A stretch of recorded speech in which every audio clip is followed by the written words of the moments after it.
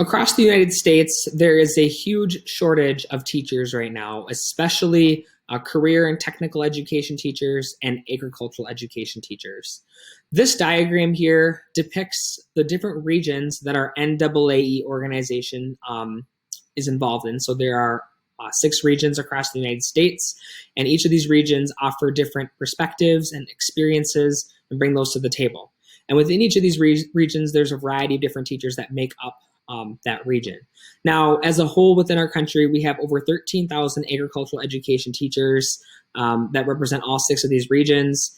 And even just in Minnesota alone, there is the capacity to have even more ag teachers than that. In fact, there are some schools, sadly, that won't be able to offer agricultural education or have the amount of capacity that they could because they're unable to find enough teachers to fill those positions. So some schools are forced to either make cuts within their agricultural education programs and not have the full amount of teachers that they could possibly have. And some schools, unfortunately, if they can't find a candidate and they don't have an agriculture teacher there at the moment, are forced to close down their agriculture education program, which of course means less FFA and SAE opportunities for those students as well. So there is a huge shortage for agriculture education teachers.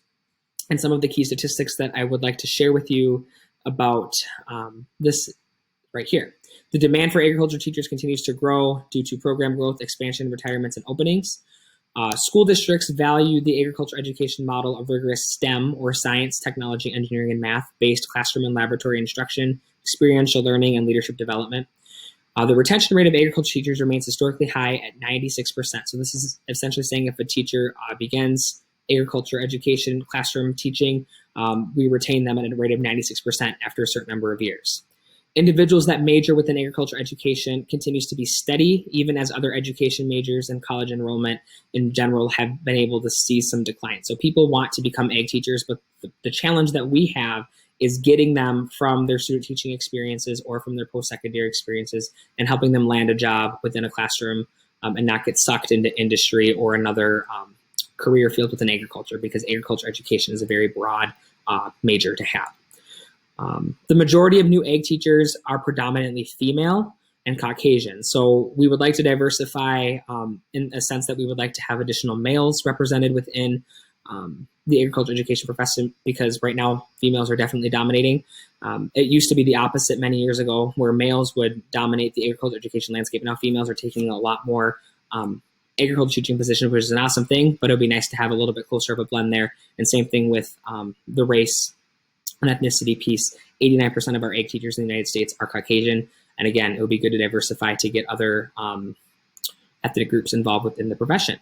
And fewer or newer teachers have moved schools, or fewer teachers, moved schools than in the last 7 years. So people are finding jobs and they're generally tending to stay within their programs, our survey found in 2020. And every couple of years, some professors from various universities across the United States poll agriculture teachers to create this diagram and this map here that we see and gather information about the average starting salary for ag teachers in that region, the number of extended contract days or summer days that those teachers gets to engage with students over the summer months, the number of teachers that are within that region and programs that we have, the number of new positions that are opening up in new programs. So these people are able to gather that data. And I would highly encourage you, as you develop your communication materials, to use some of this data and use some of this information within your communication, because this is very important statistics that we like to get out and share.